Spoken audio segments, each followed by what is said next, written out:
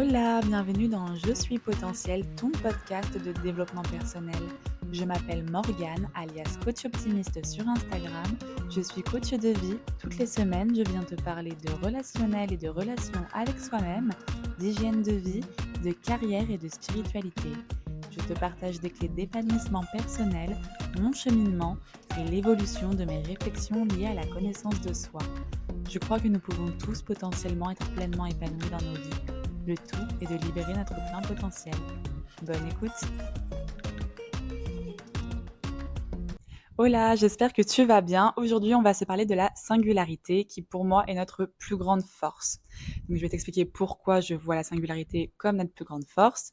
Je vais également te donner des tips pour essayer de capter ta singularité à toi. Et pour ça, je vais me prendre moi comme exemple. Comme ça, par la même occasion, tu pourras un peu apprendre à me connaître. Donc déjà, pour définir la singularité, pour moi, c'est vraiment tout ce qui constitue quelqu'un. Genre tout ce qui fait son caractère humain. Donc que ce soit par ses gènes, que ce soit par son vécu, que ce soit par son caractère, jusqu'à son physique.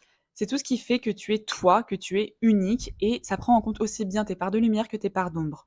Alors pourquoi c'est notre plus grande force? Déjà, c'est un domaine dans lequel tu as le monopole, tu as l'exclusivité, tu es toi-même et ça, personne peut te le prendre. Tu as tout le pouvoir dessus.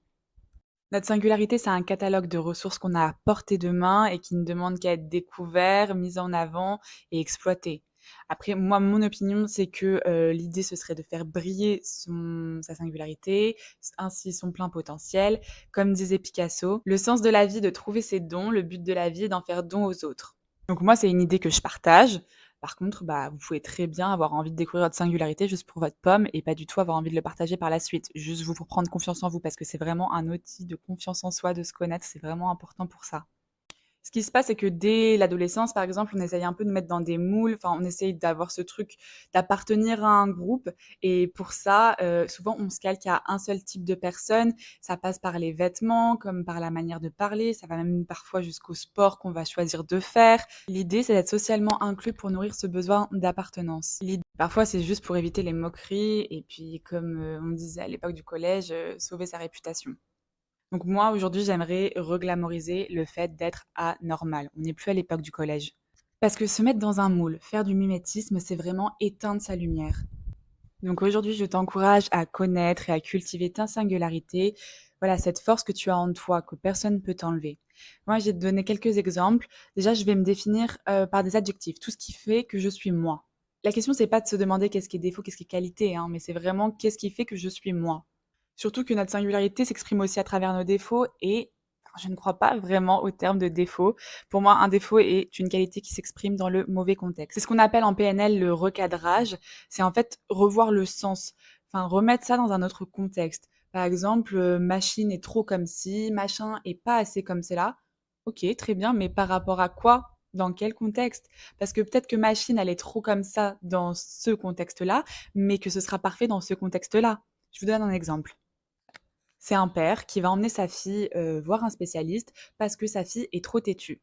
Sauf que le spécialiste, qu'est-ce qu'il va lui dire? Oui, mais votre fille, plus tard, elle n'aura aucun problème à prendre des décisions.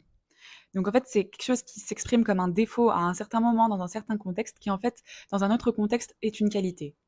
Parmi les millions de choses qui font ma singularité, il y a le fait que je sois extrêmement rêveuse. Mes potes m'appellent Spielberg. Je me demande toujours: «Mais, pourquoi on devrait faire ça comme ça et pas comme ça? Et pourquoi pas comme ça aussi?» Enfin, j'ai toujours des millions d'idées et voilà, je me projette toujours et je suis créative, beaucoup d'imagination. Je suis très optimiste, je refuse qu'on se contente. Je vois pas pourquoi on devrait pas, saisir les opportunités. Je vois surtout les opportunités là où personne ne les voit. Je suis curieuse. Il y a tellement de choses que l'homme a découvert. Alors je dis pas que je vais, inventer, enfin découvrir la prochaine grande invention du genre électricité ou eau, non. Mais par contre, je suis curieuse. Je veux dire, je sais que mon cerveau, il fonctionne d'une certaine manière et que je peux trouver des liens, des connexions, que si je fouille un peu, je suis curieuse. Je suis téméraire et audacieuse, je me demande toujours, c'est quoi le risque? Je sais pas, je vais tenter, je verrai bien. Je suis ce qu'on pourrait appeler rebelle. En fait, je refuse que parce que pour machine, ça se passe comme ça et que machin a dit ça, du coup, moi, ce soit ma réalité à moi. Enfin, toi, c'est très bien si ça fonctionne comme ça pour toi, mais moi, ce sera différent parce que je suis différente. Donc, chacun sa manière de voir les choses, chacun sa vie, me dit pas quoi faire. Ce qui donne aussi un caractère, bien trempé et une femme affirmée. ce qui donne. Je suis également très douce et bienveillante et j'ai beaucoup d'amour à donner aux personnes qui savent titiller ce côté-là de ma personne. Je suis égoïste, je me fais passer en première, je suis ma priorité. C'était pas inné chez moi, je l'ai beaucoup travaillé afin de me donner toutes les chances pour réussir dans ma vie. Et ça, encore une fois, dans un certain contexte, ça peut être vu comme un défaut et dans un autre, ça peut être vu comme une qualité. Je suis impatiente et intolérante avec le rythme. J'ai besoin de dynamisme, je veux que ça avance. Je suis drôle, j'exprime ma créativité à travers mes jeux de mots et j'assume pleinement ma personnalité tranchée, ce qui a le don de faire rire mon entourage. Surtout que comme je suis très expressive de visage, je vis vraiment ce que je raconte ou ça part souvent en sketch. Je suis solaire, j'adore sourire et particulièrement aux autres. Surtout que j'ai conscience de ce que ça provoque chez les gens grâce à ce qu'on appelle les neurones miroirs. Les neurones miroirs font qu'on se prend tous les 2 en fait un shot de dopamine et d'endorphine. Ce sont les hormones qui sont responsables du bien-être. Donc du coup, c'est bénéf pour tout le monde. Donc j'adore sourire aux gens. Voilà, ça c'est une petite liste non exhaustive de ce qui me définit en tant que personne aujourd'hui en tout cas et c'est ce qui fait entre autres ma singularité. Donc c'est quelque chose que je vous encourage à faire aussi de votre côté. Ensuite, on peut aussi prendre en compte quels événements ont influé sur qui tu es aujourd'hui. Donc moi par exemple, le fait que je déménageais tous les 3 ans à cause du métier de mon père quand j'étais enfant, c'est ce qui donne une personne sociable, adaptable, mais qui se sent à la fois, nulle part chez elle et partout chez elle. Ou encore, j'ai grandi dans un entourage qui ne prenait pas soin de sa santé mentale, donc c'est pour ça que c'est quelque chose qui me tient énormément à cœur à moi aujourd'hui, au point que j'en fasse mon métier. Et en fait, avec cet exercice-là, ce qui est intéressant, c'est que tu vas pouvoir voir ce que tu veux garder ou ce que tu veux enlever. Par exemple, si tu t'es brûlé avec une poêle étant petit et que maintenant, dès que tu vois une poêle, t'es en sueur, crise d'angoisse, bon, je suppose que ça, c'est pas quelque chose que tu veux garder, c'est pas quelque chose qui te sert. Donc là, ça te donne des pistes d'amélioration. Tu sais sur quoi travailler. Ensuite, demande-toi quelles sont tes valeurs, qu'est-ce qui te drive au quotidien, qu'est-ce qui est non négociable. Pour moi, par exemple, ça va être la liberté, l'honnêteté, le progrès, la bienveillance, l'amour de soi. Et en fait, de savoir ça, par exemple, c'est quelque chose qui m'aide à faire des choix alignés avec qui je suis. Si par exemple demain j'ai un choix important à faire et que bah c'est la panique dans ma tête parce que c'est un choix important, je vais juste me poser sur ok, bah quelles sont mes valeurs. Bon, bah, est-ce que ça match avec mes valeurs? Est-ce que c'est en accord avec ça? Et comme ça m'aide, ça me guide dans mes choix. Demande-toi aussi quels sont tes goûts, qu'est-ce que tu aimes faire dans la vie? Ben, moi, j'aime faire rire et rire, j'aime me maquiller en fonction de mon humeur, m'habiller en fonction de mon humeur, j'aime faire du sport, j'aime explorer, découvrir, j'aime apprendre et j'aime apporter de la joie et de l'espoir autour de moi. Ça, pareil, ça peut te servir même quand tu as un peu un moment de down, bah, tu vois, quand tu sais, tu es au fait sur qu'est-ce que tu aimes faire, bah, tu sais vers quoi te diriger pour te ressourcer. Tu l'auras compris, il y a plein de manières de creuser pour apprendre à te connaître et connaître du coup ta singularité, ta force. Je suis certaine que tu peux te retrouver à travers certaines de ces caractéristiques que je viens de d'énumérer qui me concernent moi, mais qui peuvent te concerner toi aussi, parce que je suis pas la seule à en bénéficier. Mais ça ne veut pas dire que tu n'as pas ta liste à toi. Tu es unique, donc peut-être qu'on partage certaines choses, mais ça ne veut pas dire que tu n'as pas ta liste unique à toi. C'est celle-ci qu'il faut que tu trouves.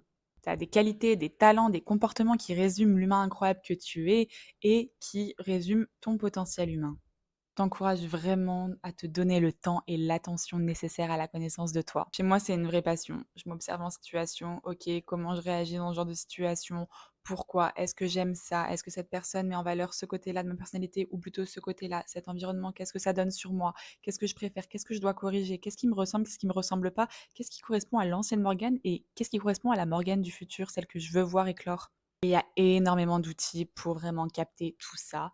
C'est ce que j'utilise énormément lors de mes coachings parce que du coup, pour moi, un coach de développement personnel, un coach de potentiel, c'est quelqu'un qui va te guider dans ton introspection.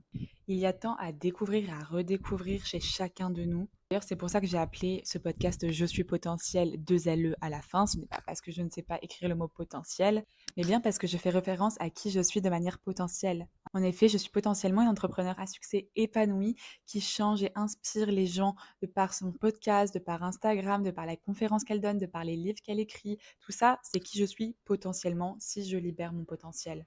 Mais je suis également potentiellement une jeune femme angoissée, qui a peur de l'avenir, qui n'apprécie pas le moment présent, qui regrette énormément le passé. Mais je suis petit clin d'œil à mon dernier podcast que je vous invite à écouter si vous ne l'avez pas encore écouté à propos du passé, du présent et du futur. Enfin bref, vous l'aurez compris, je suis ces 2 femmes, je suis aussi une dizaine de variantes de ces 2 femmes, je suis plein de types de femmes. C'est juste que moi, je choisis vers quelle femme je veux tendre. Et pour ça, je pense que c'est vraiment important de bien se connaître afin de savoir son potentiel. Parce que comment veux-tu que je sache que je suis potentiellement cette femme si je ne me connais pas?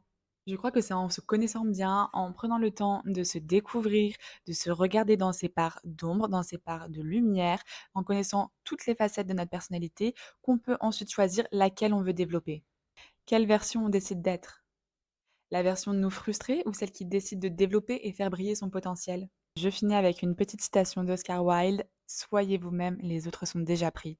Dis-moi en commentaire ou lors d'un repartage dans ta story, quelle grande idée tu as retenue lors de ce podcast. Je te fais des bisous, à bientôt.